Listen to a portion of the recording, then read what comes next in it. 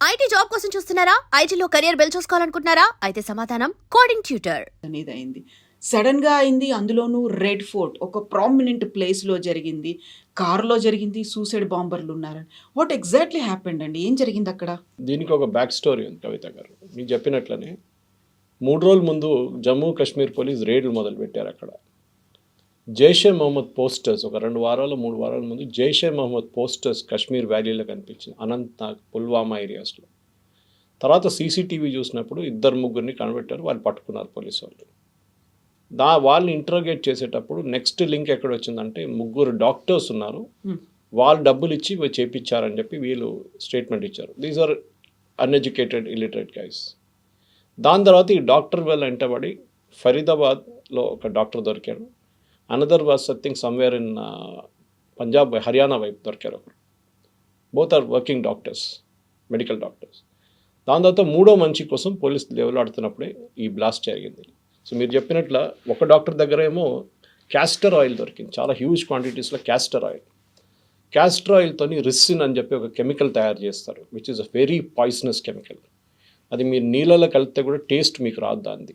And it's an instant poison. మీరు ఒక పెద్ద వాటర్ ట్యాంక్లో తీసుకెళ్ళి పడేస్తే కూడా ఆ వాటర్ ట్యాంక్ నుంచి తాగే నీళ్ళు అందరూ చనిపోతారు. సైలెంట్‌గా కిల్లింగ్ అంతే. I can kill thousands literally ricin అనేది. And it's a very highly controlled drug. కానీ దాన్ని క్యాస్టర్ ఆయిల్ నుంచి ప్రొడ్యూస్ చేయాలంటే మీకు మెడికల్ నాలెడ్జ్ ఉండాలి దానికి.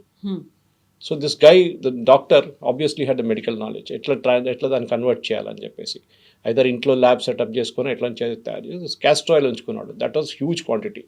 ఎవరు అంత క్యాస్టర్ ఆయిల్ ఇంట్లో పెట్టుకోరు. మనం చిన్నపిల్లన్నప్పుడు క్యాస్టర్ ఆయిల్ పిల్లలకి ఇస్తాం అప్పుడు. That is very very minimal quantity. దాని తర్వాత నెక్స్ట్ డాక్టర్ దొరికానేమో that guy was caught in Faridabad. ఆయన దగ్గర మీరు చెప్పినట్లు 2600 కిలోల అమోనియం నైట్రేట్. అమోనియం నైట్రేట్ బాంబులో యూజ్ చేస్తారు. మీకు గుర్తుండి వరల్డ్ ట్రేడ్ సెంటర్ కన్నా ముందు ఒక బాంబ్ బ్లాస్ట్ జరిగింది అమెరికాలో, బేస్మెంట్లో. అదే వరల్డ్ ట్రేడ్ సెంటర్లో. అక్కడ జరిగిన బ్లాస్ట్లో ఆ డ్రైవరు చాలామంది చనిపోయారు ఆయనతోని. దేర్ అగైన్ అమోనియం నైట్రేట్ వస్తుంది. అమోనియం నైట్రేట్ యూజువలీ ఫర్టిలైజర్స్లో కూడా యూజ్ చేస్తారు. It's easily available. దాన్ని డ్యూయల్ పర్పస్ అంటారు, దాన్ని డ్యూయల్ పర్పస్ యూసేజ్ ఉంటుంది దానికి. సో పోలీసు వాళ్ళు అది ఇన్వెస్టిగేట్ చేస్తూ వస్తున్నప్పుడే సాయంత్రం ఈ పేలు జరిగింది 6:45 అట్లా రెడ్ ఫోర్ట్ దగ్గర. మీరు చెప్పినట్లు రెడ్ ఫోర్ట్ కన్నా కొంచెం ముందుకు వెళ్ళిన తర్వాత చాందీ చౌక్ దగ్గర. లక్లీ ఆర్ లక్లీ నిన్న రెడ్ ఫోర్ట్ హాలిడే, మండే రోజు. ఆర్కియలాజికల్ సర్వే ఆఫ్ ఇండియా దాన్ని హాలిడే ఇస్తారన్నమాట. సో ఆ హాలిడే రోజే ఇది జరిగింది.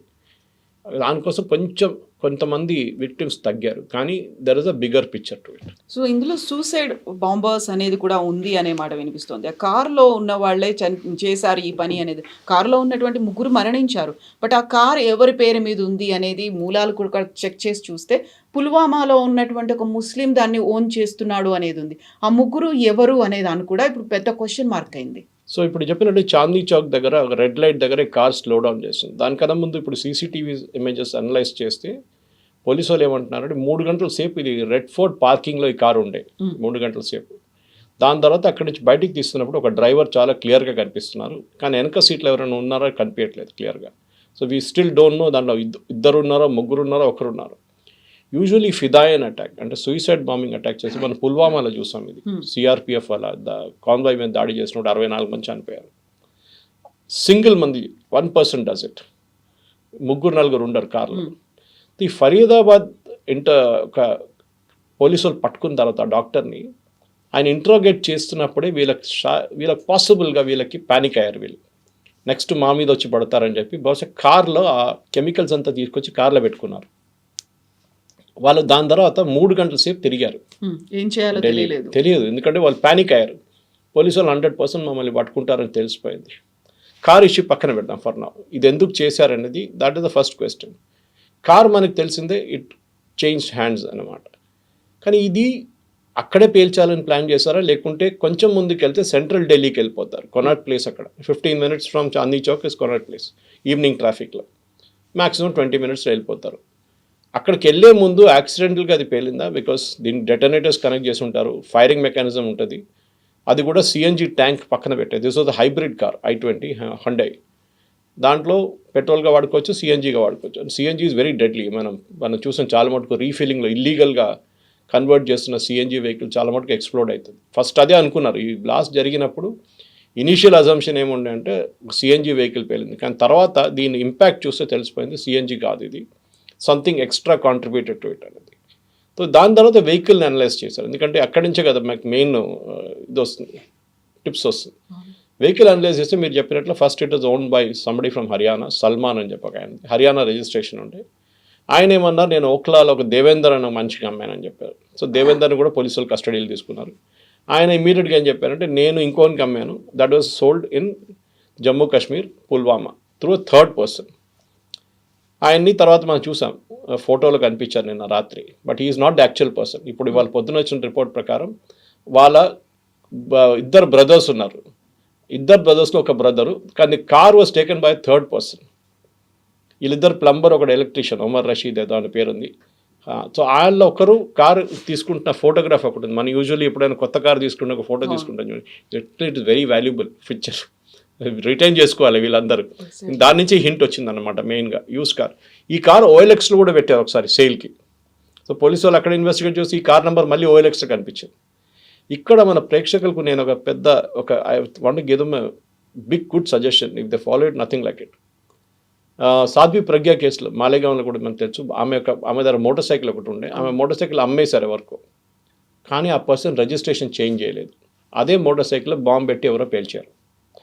మీరు బండి అమ్ముతున్నప్పుడు ఏదో యూస్ కార్ వాళ్ళకో మిగతా వాళ్ళకో లేకుంటే రామ్కోట్లో వెళ్ళి 2-వీలర్ మార్కెట్లో అమ్మడం కాదు. వెహికల్ రిజిస్ట్రేషన్ మీరు ఇమ్మీడియట్గా మ్యాక్సిమం 2 or 3 డేస్లో వెహికల్ రిజిస్ట్రేషన్ కావాలి. ఇప్పుడు యూజువలీ యూస్ కార్ తీసుకెళ్తే ఆడేమంటాడు, అమ్మినప్పుడు మిమ్మల్ని పిలిచి మీ సంతకం తీసుకుంటాను అంటారు. Sometimes it may not cell for months, లేకుంటే నడిమిట్లో వీళ్ళు కావాలని చెప్పి ఎవరికి ఇచ్చేస్తారు జాయ్ రైడ్కి, వాడు వెళ్ళి తీసుకెళ్ళి ఎవరిని కొట్టి వాడు చనిపోతే సైక్లిస్టో మోటార్ సైక్లిస్టో మీరు డబ్బులు కట్టాల్సి వస్తుంది.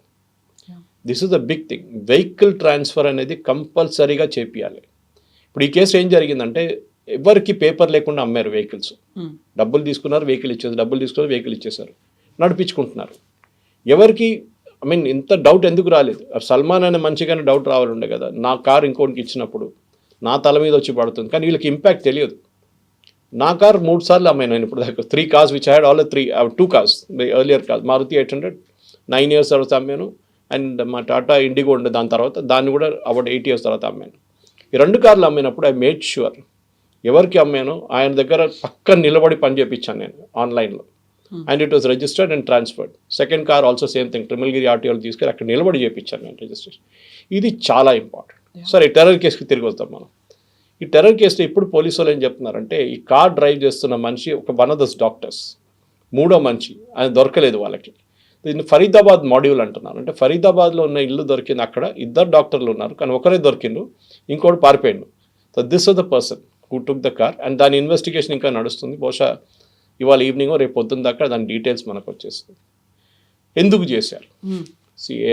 ఆల్ఫ్రెడ్ హిచ్కాక్ కానీ అగతా క్రిస్టీ కానీ ఒక సీన్కి వచ్చినప్పుడు, ఈవెన్ హెర్క్యుల్ పెరాట్ సీన్కి వచ్చినప్పుడు ఫస్ట్ ఏం అడుగుతారంటే, who benefits from this? Exactly. So ఎందుకు చేశారు?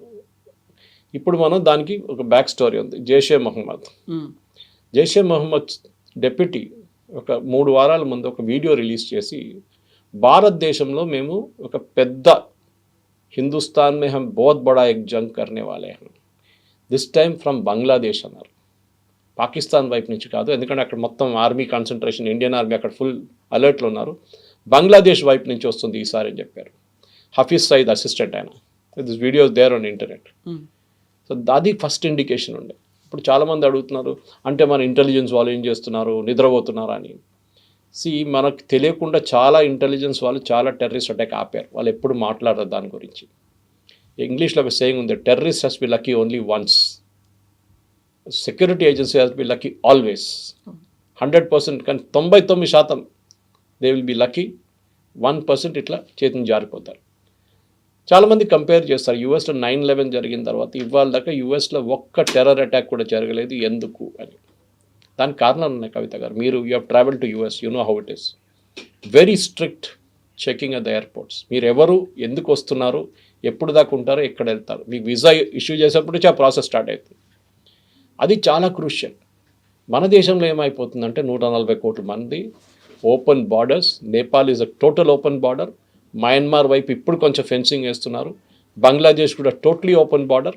చాలా ప్లేస్లో ఫెన్సింగ్ వేస్తారు, కానీ మళ్ళీ కూడా మమతా బెనర్జీ లాంటి వాళ్ళు ఉన్నప్పుడు అందరిని తీసుకొచ్చేస్తారు బంగ్లాదేశ్ నుంచి. వాడు టెర్రరిస్ట్గా తయారవుతాడో, వాడు మేస్త్రిగా తయారవుతాడో, కార్పెంటర్గా తయారైతే మనకు తెలియదు. ఇప్పుడు మీరు అడగొచ్చు, ఇట్లా ఉన్నప్పుడు మన గవర్నమెంట్ ఏం చేస్తున్నారు? That is a very obvious question. చేస్తున్నారు, there is no doubt about it. కానీ చాలా చేయాలి ఇంకా. మనం చూసా, ఎప్పుడైనా రోహింగ్యాలని మొన్న పంపించిన తర్వాత ఆండమాన్స్లో తీసుకెళ్ళి అటువైపు పడేశారు. వాళ్ళని పెద్ద గొడవ చేశారు, సుప్రీంకోర్టు దాకా వెళ్ళారు. కానీ ఇదే రోహింగ్యాలు ఏం తయారవుతారు రేపు? They can become a human bomb. డబ్బులు ఇచ్చి వాళ్ళు కొనుక్కుంటారు, because they are not that educated. ఇదే టైంలో ఈ ముగ్గురు డాక్టర్స్ ఎందుకు చేశారు? ఎగ్జాక్ట్లీ, వీళ్ళు బాగా చదువుకుని ఉన్నవాళ్ళు, దే ఆర్ ప్రాక్టీసింగ్ డాక్టర్స్ అయినప్పటికీ కూడా.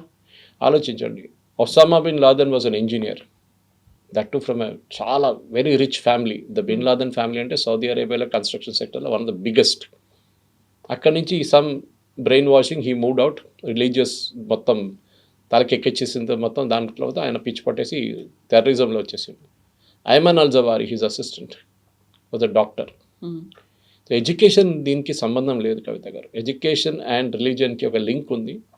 మీరు ఒకసారి మీరు ఇండాక్రేషన్ అంటారు ఇంగ్లీష్లో, అంటే మిమ్మల్ని రిలీజియన్ మీరు ఇది మీతో చేస్తున్నాను. ఇది ప్యాలెస్టైన్ టైంలో ఉండే ముందు ఇజ్రాయెల్ మీద చాలా సూసైడ్ బాంబ్స్ జరిగింది. దాని తర్వాత ఇజ్రాయెల్ దాన్ని టోటలీ ఆపేశారు. ఎట్లా అంటే they became very strict with cross border checkings. ఒక్క వెహికల్ని కూడా లోపల రానియారు వాళ్ళు క్రాస్ బార్డర్ నుంచి. మొత్తం బ్యారిక్ మనం చూస్తుంటే హోటల్స్కి వెళ్ళినప్పుడు మీరు చూస్తుంటే ఒకసారి ఒక structure that comes out of the floor. Okay, now that is anti suicide thing. It can stop a vehicle అనమాట. మీరు డెలిబరేట్గా కూడా మీరు క్రాష్ చేసి వెళ్తే ఇట్ కెన్ స్టాప్ యూ. ఇట్లాంటి చాలా మటుకు ఇజ్రాయెల్ ఇన్స్టాల్ చేస్తుంది, బొలార్డ్స్ లాంటిది. దాంతోనే వాళ్ళు they have stopped large amount. Intelligence is next. ఇప్పుడు చాలామంది అడుగుతారు, ఇంటెలిజెన్స్ ఫెయిలియరా అంటారు. ఫరీదాబాద్లో పట్టుకున్నారు కదా, అక్కడ హర్యానాలో పట్టుకున్నారు కదా. ఇదంతా 6 hours టైంలో జరిగింది. జమ్మూ కాశ్మీర్ పోలీస్ దీని అంటే 2 వారాల నుంచి తిరుగుతున్నారు అక్కడ ఉన్న వాళ్ళని పట్టుకోవడానికి. So there is a consistent effort being made. కానీ మనకేంటంటే మన ఇంత పెద్ద దేశం మనది, ఎక్కడి నుంచి ఎవరు వస్తారని తెలియదు మనకి. నేపాల్ వైపు నుంచి రావచ్చు, నేను చెప్పినట్లు బంగ్లాదేశ్ వైపు నుంచి రావచ్చు, శ్రీలంక వైపు నుంచి రావచ్చు. We don't know where they will come from. ఇటు అరేబియన్ సీ వైపు నుంచి ఎక్కడి నుంచి అని రావచ్చు, లక్షద్వీప్ వైపు నుంచి, లేకుంటే పాకిస్తాన్ వైపు నుంచి వచ్చి మనం బాంబే అటాక్ 26/11 చూసాం మనం. So we have to be lucky all the time. కానీ ఇంటెలిజెన్స్లో 2 ఇంటెలిజెన్స్ ఉంటాయి కవిత గారు, ఒకటి హ్యూమన్, ఒకటి టెక్నికల్. దీంట్లో హ్యూమన్ ఇస్ వెరీ ఇంపార్టెంట్. మనం నక్సలైట్ కేసులో చూడండి, నల్లమల ఒక టైంలో తెలంగాణ అంటే ఉమ్మడి ఆంధ్రప్రదేశ్లో Nallamala was the hot bed of టెక్స్టైలిజం. ఎన్టీ రామారావు గారు వచ్చిన తర్వాత, దాని తర్వాత వచ్చిన చీఫ్ మినిస్టర్లు అందరూ ఇంక్లూడింగ్ కాంగ్రెస్ చీఫ్ మినిస్టర్ వాళ్ళు చాలా స్ట్రిక్ట్ వ్యూ తీసుకున్నారు దాన్ని. హ్యూమన్ ఇంటెలిజెన్స్ లక్షల ఖర్చు పెడతారు డబ్బులు, దానికి ఆడిట్ ఉండదు, ఆ డబ్బుకి ఆడిట్ ఉండదు. It is a money given to police officers. మీరు ఎక్కడి నుంచి తెచ్చుకుంటారో, ఇన్ఫార్మర్స్ని కొనుక్కుంటారో, ఏం చేస్తారో, నక్సలైట్ లీడర్స్ని కొనుక్కుంటారో మాకు తెలియదు. ఈ డబ్బులు మీది, ఇన్ని కోట్లు మీకు ఇచ్చేస్తున్నాం. దాని నుంచి వాళ్ళు నెట్వర్క్ ఆఫ్ ఇన్ఫార్మర్స్ డెవలప్ చేస్తారు. డబ్బులు ఇచ్చి, ఒకటి 10 లక్షలు 5 లక్షలు ఇచ్చి, బాబు చెప్పు ఎవరైనా టెర్రరిస్ట్ వస్తే మాకు తెలియాలంటే వాడు వచ్చి చెప్తాడు, సార్ అక్కడ ఒకటి ఉన్నాడు, ఇక్కడ ఒకటి ఉన్నాడు అని చెప్పేసి. That is one intelligence. Technical ఏంటంటే మనందరికీ తెలిసిందే, ఫోన్ కాల్స్ కానివ్వండి, టెలిగ్రామ్, వాట్సాప్, అది కాకుండా ఈమెయిల్స్, ఏ సోర్స్ నుంచి అయినా, సిగ్నల్, దేని నుంచి అయినా మనం వాడుకున్న దాన్ని ట్రాప్ చేయవచ్చు. నేను బహుశా నిన్న చెప్పాను మీకు దీని గురించి. వాట్సాప్లో ఎండ్ టు ఎండ్ ఎన్క్రిప్షన్ అనేది లేదు. వీళ్ళు చెప్తారు that nobody can read your message, nobody can read it, it can be read, no problem. Second, for every phone, iPhone కానివ్వండి, ఏ ఫోన్ అయినా కానివ్వండి, and original key is with the owner which is the company. వాళ్ళు ఏం కావాలంటే చేయొచ్చు. వాళ్ళు కావాలంటే అప్డేట్ చేస్తున్నాడు సాఫ్ట్వేర్ని, updation is mean they are controlling a phone. అది మీ phone is out of this updation range, అది కొత్త వర్షన్ వచ్చింది మార్చుకోండి, got an old version in your phone అని చెప్తారు. ఎందుకు? ఆ ఫోన్కి తెలుసు మీ దగ్గర ఓల్డ్ వర్షన్ ఉందని. Same with your laptop. మీరు ల్యాప్టాప్లో విండోస్ అప్డేట్ చేయకపోతే ఒకసారి చెప్తాను, Windows is not updated, please update your Windows. So this technical intelligence కూడా చాలా ఇంపార్టెంట్. మన దేశంలో NTR, national technical research organisation అని చెప్పి జనరల్ వీకే సింగ్ ఉన్న టైంలో సెటప్ చేశారు. పెద్ద కాంట్రవర్సీ అయింది, మీకు గుర్తుంటుంది. ఆయన ఇంటి బయట ఎవరో ఒక వెహికల్ పెట్టారు అని చెప్పి పెద్ద గొడవ జరిగింది ఆ టైంలో. And then it was disbanded. And Ajit Doval garu తిరిగి వచ్చిన తర్వాత దాన్ని మళ్ళీ రీఇన్స్టాల్ చేశారు. టెక్నికల్ ఇంటెలిజెన్స్ చాలా ఇంపార్టెంట్. ఎందుకంటే ఈ terrorist usually satellite phones use చేస్తారు, ఇరిడియం లాంటి ఫోన్స్ అంతా. దాన్ని ట్రాక్ చేయడం చాలా కష్టం. కానీ ఇప్పుడు దాని కూడా టెక్నాలజీ ఉంది. కొన్ని దేశాలు అయితే బ్యాన్ చేసేసారు. For example if you go to Ladakh you cannot carry a satellite phone. మీరు ఎయిర్పోర్ట్లోనే వాళ్ళు కాన్ఫిస్కేట్ చేసేస్తారు దాన్ని. సో అట్లాంటి పరిస్థితుల్లో మనం డెఫినెట్గా టెక్నికల్ ఇంటెలిజెన్స్ మీద చాలా మటుకు మన నిఘా ఉంటుంది. అది నడుస్తుంది, మనకు తెలియదు. నార్మల్ ప్రజలకి ఏం నడుస్తుందో, రా వాళ్ళు చేస్తున్నారో, ఐబీ వాళ్ళు చేస్తున్నారో, మిగతా వాళ్ళు చేస్తున్నారో, వీ జస్ట్ డోంట్ నో. కానీ మన టెక్నికల్ కాంపిటెన్స్ చాలా మట్టుకు పెరిగింది, ఎస్పెషలీ 26/11 తర్వాత. అప్పుడు మనకు గుర్తుంటుంది, మానేసార్ నుంచి ఢిల్లీ ఎయిర్పోర్ట్కి రావడానికి 2 గంటల సేపు పడుతుండే హర్యానా నుంచి. NSG headquarters Manesar. అక్కడి నుంచి ఫ్లైట్లో ముంబైకి వెళ్ళడానికి మళ్ళీ ఒక 1.5 2 గంటలు తీసుకుంటుంది. They reach at 4:30 in the morning. పెద్ద స్టోరీ ఆర్విఎస్ మణి గారి బుక్లో ఉంది, ఎందుకు జరిగింది, శివరాజ్ పాటిల్ ఎట్లా ఆపారు వాళ్ళు ఎందుకు వెళ్ళనీయలేదు బాంబేకి అని చెప్పేసి. నౌ ఎవ్రీ సిటీ దగ్గర ఒక హబ్ ఉంది. మన దగ్గర ఇబ్రాహీంపట్నం వైపు ఉంది, ముందు ట్రిమిల్గిరి దగ్గర ఉండే ఎన్ఎస్జీ హబ్. ఎన్ఎస్జీ వాళ్ళ దగ్గర 2 కాంపిటెన్సీస్ ఉన్నాయి. ఒకటి క్లోజ్ క్వార్టర్ సెక్యూరిటీ, అంటే ఉన్న విఐపీని ప్రొటెక్ట్ చేయడానికి ముందు వాళ్ళని పెట్టుకున్నారు, తర్వాత తీసేశారు. ఇప్పుడు వాళ్ళు ఆ డ్యూటీలో వారు ఇప్పుడు లేరు. వాళ్ళు హైజాకింగ్ కానివ్వండి, మోడర్న్ డే అర్బన్ వార్ఫేర్, అది కాకుండా మిగతా ఏదైనా అర్బన్ రిలేటెడ్ టెర్రరిస్ట్ యాక్టివిటీని వాళ్ళు డీల్ చేస్తారు. వాళ్ళ దాంట్లో 2వ డివిజన్ ఈజ్ ఇన్వెస్టిగేషన్ డివిజన్.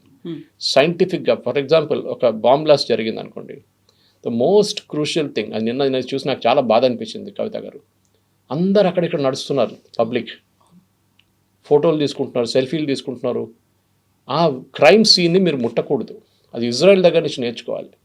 వాళ్ళ దగ్గర ఒక బాంబ్ బ్లాస్టో లేదు ఏదైనా జరిగితే they cordon off the entire area. Of course వాళ్ళ పాపులేషన్ తక్కువ ఉందనుకోండి. మన దగ్గర చాందీ చౌక్ లాంటి ప్లేస్లో they would have destroyed the complete evidence. కింద పడిన కెమికల్ ఏదైనా ఉంటే ఆ కార్ నుంచి అది ఎవడో షూస్ కిందనో వెళ్ళిపోతుంది అట్లనే అది. So you should not touch. అది ఒక పెద్ద నిన్న చూసి అదే ఒక I was really disturbed. Security వాళ్ళు వచ్చే ముందు వీళ్ళందరూ they already got in to the action. సరే మీరు ప్యాసింజర్స్ని రెస్క్యూ చేస్తున్నారో అదంటే that's a different thing, I can appreciate. కానీ ఆ క్రైమ్ సీన్ నుంచి జరిగిపోవాలి. మన హైదరాబాద్లో కూడా దిల్సుఖ్ నగర్ బ్లాస్ట్ జరిగింది, లుంబిని పార్క్లో బ్లాస్ట్ జరిగింది, గోకుల్ చాట్లో బ్లాస్ట్ జరిగింది, మెక్కా మస్జిద్లో జరిగింది.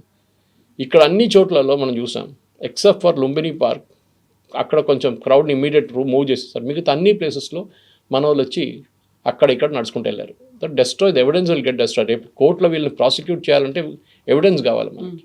This is very important.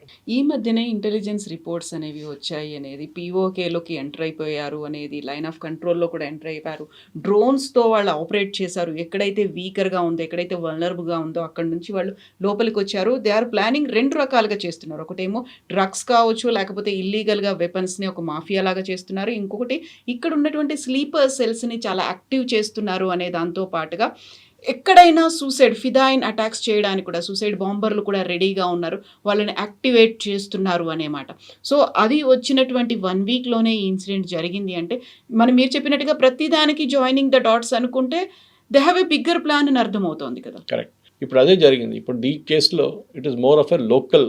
ఇప్పుడు పాకిస్తాన్ వాళ్ళు అదే అంటారు, ఇప్పుడు మమ్మల్ని ఎందుకు అంటున్నారు, మీ వాళ్ళే చేయించారు కదా అంటారు. అఫ్కోర్స్ జైషే మొహమ్మద్ ఉండేది పాకిస్తాన్లో, కానీ మన దగ్గర ఉన్న ఎడ్యుకేటెడ్ స్లీపర్ సెల్స్ని యాక్టివేట్ చేస్తున్నారు. మీకేమో అనిపిస్తుంది, పక్కన ఉన్నవాడు ఒకడు పోరోడు పొద్దున ఉద్యోగానికి వెళ్తున్నాడు, మిల్క్ ప్యాకెట్ తీసుకున్నాడు, చాయ్ తయారు చేస్తాడు, బ్రేక్ఫాస్ట్ తయారు చేసి ఉద్యోగానికి వెళ్తున్నాడు, మళ్ళీ సాయంత్రం వస్తాడు, షూస్ క్లీన్ చేస్తున్నాడు, మిగతా కార్ తీస్తున్నాడు, కార్ క్లీన్ చేస్తున్నాడు, రెగ్యులర్ యాక్టివిటీ ఉంటుంది. కానీ మీరు ఎప్పుడు సస్పెక్ట్ చేయరు that he can be a sleeper cell. ఆ నార్మల్ పర్సన్ నుంచి స్లీపర్ సెల్ మూవ్ అయ్యేది ఒక పర్సనల్ డిసిషన్. అది ఒక doctor, why should he get involved in a terrorist activity? అక్కడే వస్తుంది రిలీజియన్ అనేది. మిమ్మల్ని బ్రెయిన్ వాష్ చేస్తారు. ఎందుకంటే వీళ్ళు డబ్బులు పెట్టి కొనక్కర్లేదు, వీళ్ళ దగ్గర డబ్బులు ఉంటుంది. Especially rich people like doctors, I'm assuming at least well to do, నా రిచ్ అని చెప్పలేము. అట్లాంటి వాళ్ళని వీళ్ళు రిలీజియన్ పెట్టి చేస్తారు. చూడండి మిమ్మల్ని ఇట్లాంటి దారుణం పని చేస్తున్నారు, Indian government is doing, Modi is doing this, అది ఇది అని చెప్పి బ్రెయిన్ వాష్ చేస్తారు. యాజ్ ఇట్ ఈస్ మన పాలిటిక్స్లో అది ఉంది. ఎందుకంటే మనం చూస్తాం, ఈ కాంగ్రెస్ లీడర్స్ కానివ్వండి, మిగతా కొంతమంది రిలీజియన్ని వాడుకుంటారు వాళ్ళు ఎప్పుడైనా. అది చాలా డేంజరస్. ఈవెన్ ఇప్పుడు బీజేపీ మీద కూడా వీళ్ళు అక్యూజ్ చేస్తారు, వాళ్ళు హిందువులు మరి మేము ముస్లిమ్స్ అని. అది కాదు. ఈ కేసులో చూడండి, హిందూ ముస్లిం అని చూడలేదు, అక్కడ తీసుకొచ్చి బ్లాస్ట్ చేసినప్పుడు ఎంతమంది చనిపోయారో తెలియదు మనకి. లక్కీలీ ఆ రోజు రెడ్ ఫోర్ట్ హాలిడే ఉండే, ఆ రోజు దట్ ఈస్ మండే రోజు, ఆర్కియాలజికల్ సర్వే ఆఫ్ ఇండియా ఎక్కడైనా కానీ హాలిడే ఉంటుంది. సో క్రౌడ్ అక్కడ తక్కువ ఉండే. కానీ వీళ్ళు సెంట్రల్ ఢిల్లీకి వెళ్ళారు అనుకోండి, అక్కడ పరిస్థితి దారుణం అవుతుండే, ఎస్పెషల్లీ కొనాట్ ప్లేస్ లాంటి ప్లేస్లో ఇంక చాలామంది చనిపోతుండే. So we have to first find out motivation of why people do what they do. ఇప్పుడు కసబ్ కానీ మిగతా వాళ్ళు కానీ they were uneducated fellows, illiterate fellows. వాళ్ళు ఈజీలీ డబ్బులు పెట్టి కొనుక్కున్నారు వాళ్ళు. మీ ఫ్యామిలీని మేము చూసుకుంటాం. ఇది ఇజ్రాయెల్ వాళ్ళ పాలసీ కూడా. ఇజ్రాయెల్ ప్యాలెస్టీన్తో గాజా లాంటి మిగతా దానికన్నా ముందు when they were dealing with suicide bombers, వాళ్ళు ఏం చేస్తారంటే సూసైడ్ బాంబర్ వచ్చి మన దగ్గర బాంబ్ చేసి వెళ్తే, ఇజ్రాయెల్ బాంబ్ చేసి వెళ్తే వాడు ఇల్లు ఎక్కడ ఉందో అక్కడ వెళ్ళి ఇల్లు మొత్తం ధ్వంసం చేస్తారు బుల్డోజర్ పెట్టి. అది యోగి ఆదిత్యనాథ్ కూడా చేసి ఉంటారు, మీరు చూసిన. అది ద ఐడియా ఈజ్ నువ్వు పోతే పో, మీ ఫ్యామిలీ కూడా ఉండరు అని. ఎందుకంటే వీళ్ళకి డబ్బులు ఇచ్చి మీ ఫ్యామిలీని మేము అడ్డుకుంటాం, మేము చూసుకుంటాం, వాళ్ళకి ₹1,00,00,000 ఇస్తాం, నువ్వు హ్యాపీగా వెళ్ళి సూసైడ్ బాంబ్ చేసుకొని చనిపో, నువ్వు జహన్నంకి వెళ్ళిపోతావు, అక్కడ ఊర్లు నీకోసం ఎదురు చూస్తున్నారని చెప్తారు. కానీ దిస్ ఇస్ ద థింగ్, మీరు ఫియర్ ఆఫ్ గాడ్ అన్నమాట. వాళ్ళని నువ్వు పోతే పోయినావు కానీ నీ ఇల్లు ఉండదు, నీ ఫ్యామిలీ ఉండదు, మొత్తం అందరిని ధ్వంసం చేస్తామంటే వాడు 2 సార్లు ఆలోచిస్తాడు ఇది నేను చేయాలన్నా వద్దని.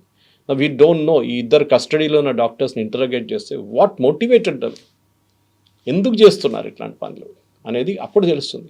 It is sheer hate for India, Bharat, or sheer hate against Hindus, ఏదైనా కానివ్వండి, or sheer hate against the Jammu Kashmir government, చెప్పలేం మనం, or motivation from terrorist across the border. మీరు అక్కడ స్లీపర్ సెల్స్ని వాళ్ళు ఐడెంటిఫై చేసి అక్కడ మిగతా 3rd గల్ఫ్ స్టేట్స్కి తీసుకెళ్ళి అక్కడ కలిసి అక్కడ బ్రెయిన్ వాష్ చేసి అక్కడి నుంచి మళ్ళీ మీరు వచ్చి మొత్తం రెడీగా తయారవుతారు. మీరు గుర్తుంటుంది కవిత గారు, అలీగఢ్లో ఒక రేడ్ జరిగింది, Uttar Pradesh Bareilly Aligarh, I don't remember. 2047 కన్నా ఇండియాలో ఒక ఇస్లామిక్ స్టేట్ పెడతామని చెప్పి PFI డాక్యుమెంట్ ఒకటి దొరికింది వాళ్ళకి. It's very exhaustive document. Popular front of India తయారైంది కేరళ నుంచి, బ్యాన్ అయింది. దాని తర్వాత వాళ్ళ పొలిటికల్ ఆర్గనైజేషన్ పేరు SDPI. దీనికన్నా ముందు డిస్కస్ చేస్తాం మనం. వాళ్ళు ఈ హిజాబ్ ఇష్యూ వచ్చినప్పుడు కర్ణాటకలో, హిజాబ్ ఇష్యూ వచ్చినప్పుడు కర్ణాటకలో చాలా యాక్టివ్ ఉన్నారు. కానీ ఈ డాక్యుమెంట్ దొరికింది బీహార్లో, యూపీలో. ఎట్లా దొరికిందండి అక్కడ? అంటే the extended wing has gone all the way. Network అంతలా ఎక్స్పాండ్. మన ఢిల్లీ రైట్స్ చూసినప్పుడు ఇప్పుడు షర్జీల్ ఇమాం వీళ్ళు బెయిల్ అప్లై చేస్తున్న ఏమంటున్నారు, మేము ఏం చేయలేదు, మేము ప్రొటెస్ట్ చేసాం. ప్రొటెస్ట్ చేస్తే 54 మంది ఎట్లా చనిపోయారండి? There were bomb blast, killing, firing అన్నీ జరిగింది కదా. ఇది మన ప్రాబ్లం ఎక్కడ వస్తుందంటే ఇట్ స్టార్ట్స్ విత్ మన యూనివర్సిటీస్. మనం ఎప్పుడు అనుకుంటాం ఫోనియలే లెఫ్టిస్ట్ కదా, ముందు నేను కూడా ఉస్మానియాలో చదివిన, అప్పుడు PDSU, RSU అన్నీ ఉండే ఆ టైంలో.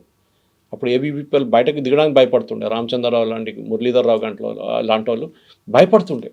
They were scared of coming out. Muralidhar Rao గారి మీద కూడా కాల్పులు జరిపారు, రామచంద్రరావు గారి మీద కాల్పులు జరిపారు, వాళ్ళు కాలేజ్ యంగ్స్టర్స్గా ఉన్నప్పుడు. ఇంద్రసేన్ రెడ్డి వీళ్ళ మీద నెక్సలైట్ చాలా మంది అటాక్ చేశారు. కానీ ఆ టైంలో నెక్సలిజంకి ఒక రొమాన్స్ ఉండే. తుపాకీ తీసి అన్నలు వస్తున్నారంటే పెద్ద ఒక రొమాన్స్ ఉండే. ఇప్పుడు ఆ రొమాన్స్ మొత్తం పోయింది. Naxalism is wiped out totally. ఉస్మానియాలో ఎక్కడ లేదు, తెలంగాణలో కూడా లేదు. కానీ ఎందుకు చేస్తారు అది అంటే అక్కడ ఒక ఇన్ఈక్వాలిటీ ఆఫ్ ఇన్కమ్ ఉండే. అక్కడ ఒకడు దొర, నీ దగ్గర ఏం లేదు, బానిసలాగా ఉండడం, నువ్వు తుపాకీ పట్టుకో, క్లాస్ ఎనిమీ, బూర్జువా, ఇట్లాంటి వర్డ్స్ యూస్ చేసి వీళ్ళని బ్రెయిన్ వాష్. వీళ్ళకేంటి మోటివేషన్? ఈ టెర్రరిస్ట్ డాక్టర్స్ చదువుకొని హాస్పిటల్లో పనిచేస్తున్నారు. ఆలోచించండి, రేపు ఐఎమ్ డ్రెడ్డింగ్ దిస్ సీన్, ఇంగ్లీష్లో అంటే తెలుగులో మీరు దాన్ని ట్రాన్స్లేట్ చేసుకోవచ్చు. ఈ సిచ్యువేషన్ ఏమవుతుంది, రేపు ఒక ముస్లిం డాక్టర్ ట్రీట్మెంట్కి వస్తే భయపడతారు పేషెంట్స్. ఇప్పుడు ఎందుకంటే 90%, 95% they have nothing to do with this. ఈ 5%, 3% మంది ఉంటారు చూడండి, వీళ్ళ మొత్తం ఇమేజ్ స్పాయిల్ చేస్తారు. ఇప్పుడు పేషెంట్స్ రాగానే భయపడతారు, డాక్టర్ అరే వద్దు మాకు, ఈడేం చేస్తాడో మమ్మల్ని, బాంబు పెడతాడో మా మీద కూడా అని చెప్పేసి. That thing is totally wrong. కానీ అది జరుగుతుంది ఇట్లాంటి ఇమేజ్తోనే. దానికోసం మీరు చూడండి, సౌదీ అరేబియా, UAE, బహ్రెయిన్ ఇట్లాంటి కంట్రీస్లో మీరు ఒక ప్యాలెస్టీనియన్ ఫ్లాగ్ బయటకు తీసి ఇట్లా జస్ట్ స్వర్ల్ చేస్తే చాలు, మిమ్మల్ని కస్టడీలు తీసుకుంటారు వాళ్ళు. మన దేశంలో ఓపెన్గా దాన్ని తిప్పుతారు, ర్యాలీస్ అవుతాయి, ర్యాలీస్ జరుగుతుంది ఇక్కడ. అక్కడ ట్రై చేసి చూడండి, ఒక ర్యాలీ తీయండి, స్లోగన్ చెప్పండి, ఇంతిఫాదా స్లోగన్ కూడా లోపల వేసుకుంటారు. ఎందుకంటే వాళ్ళకి తెలుసు రాడికలైజేషన్ అక్కడి నుంచే మొదలవుతుందని. So they are very strict. Islamic countries extremely strict ఇట్లాంటి యాక్టివిటీస్. ఎందుకు వాళ్ళకి భయం ఉంది, వాళ్ళకి తెలుసు రేపు వాళ్ళ మీదే భస్మాసుర ఎఫెక్ట్ వస్తుందని. వాళ్ళ తల మీద తీసుకొని చేయి పెడతారని వాళ్ళకి తెలుసు. సో దానికి మన దేశంలో కూడా ఇది ఇప్పుడు ఆగదు, ఇంకా ఉంటుంది ఇట్లానే. But we have to be careful. మన ప్రాసెస్ కానీ, సిస్టమ్స్ కానీ, మన ఇంటెలిజెన్స్ కానీ వాళ్ళ పని చేస్తున్నారు. బట్ యాజ్ సిటిజన్స్ మనకు కూడా ఒక రెస్పాన్సిబిలిటీ ఉంది. ఒక బ్యాగ్ పక్కన పడి ఉంటే అది అక్కడ పడింది ఏమవుతుంది? రైల్వే స్టేషన్ వెళ్ళినప్పుడు 500 మంది 600 మంది ఎంటర్ అవుతారు. ఇప్పుడు సికింద్రాబాద్ కానీ, కాచిగూడ కానీ, మీరు ఎక్కడైనా వెళ్ళండి, బ్యాగేజ్ స్కానర్ ఉంది, ఎవ్వరు వాడరు. వాడితే ఒక సరిపోదు, పెద్ద లైన్ అయిపోతుంది. చెకింగ్ కోసం మీకు 5-6 బ్యాగేజ్ స్కానర్లు కావాల్సి వస్తుంది. మీకు ఎయిర్పోర్ట్లో కల్చర్ ఉంది, to limited extent, large extent ఎయిర్పోర్ట్లో సెక్యూరిటీ కల్చర్ ఉంది. కానీ ఇక్కడ రైల్వే స్టేషన్ ఇట్లాంటి స్పాట్స్ పికప్ చేస్తారు వీళ్ళు టెర్రరిస్ట్ ఎక్స్ప్లాయిట్ చేయడానికి. ఆ ఒక్క బ్యాగ్లో ఇప్పుడు చూడండి, ఈ వారం మొత్తం చెకింగ్ ఉంటుంది కవిత గారు, ఫుల్ చెకింగ్. మన కర్నూలు బస్ డిసాస్టర్ తర్వాత చూసాం, ఇప్పుడు వెళ్ళి చూడండి ఒక్క బస్సు చెకింగ్ ఉండదు. మళ్ళీ నైట్ కూడా ఇంకో ఇన్సిడెంట్ అయింది విహారీ ట్రావెల్స్ బస్. అదే అంట. సో ఇట్లాంటిది ఇప్పుడు నెక్స్ట్ 1 వీక్ కార్లు ఆపడం, బస్సులు ఆపడం, రైల్వే స్టేషన్ చెకింగ్, అక్కడ చెకింగ్, ఇక్కడ స్నిఫర్ డాగ్స్ అన్నీ ఉంటుంది. వారం తర్వాత మర్చిపోతారు. మన కల్చర్లో లేదు అది. ఎవడో వస్తాడో ఏమైంది మనకేమైంది, 140 కోట్ల మంది ఉండి 10 మంది చచ్చిపోయారు అంతే కదా అంటారు. That is the attitude. So we should ఆ కల్చర్ డెవలప్ చేయాలి మనం. ఇది నాట్ జస్ట్ మోదీ గారి పని కాదు, అమిత్ షా గారి పని కాదు, అజిత్ దోవల్ గారు కాదు, మనకు కూడా ఒక రెస్పాన్సిబిలిటీ ఉంది. If you notice something suspicious, ఎవరో సస్పీషియస్గా బిహేవ్ చేస్తున్నారు, ఎవరో large sums of money withdraw చేస్తున్నారు ఏటీఎం నుంచి అని చూసాం, మన పక్కన నిలబడినప్పుడు చూసాం. You have to report these things. ఎందుకు అనేది కానీ మనం చేయం. ఎందుకులే పోలీస్ స్టేషన్, పోలీసులు, ఈ కిరికీలంతా, వాడు చేస్తే వాడు చేయని, ఎవడో వస్తాడు అని యాటిట్యూడ్ వచ్చేస్తుంది మన దాంట్లో. వెరస్ యూ గో టు ఇజ్రాయెల్, ఈ యాటిట్యూడ్ అక్కడ లేదు. Every small thing and every Israel is trained. That is most important thing. So మన దగ్గర కూడా ఈ అటాక్ చూద్దాం. మనం ఇంకా 2-3 రోజుల్లో, బహుశా ఇవాళ ఈవినింగ్ దాకానో రేపు పొద్దున్న దాకా ఒక ప్రిలిమినరీ రిపోర్ట్ అయితే వస్తుంది. ఎందుకు జరిగింది, ఎందుకు చేశారు, ఎవరు చేశారు.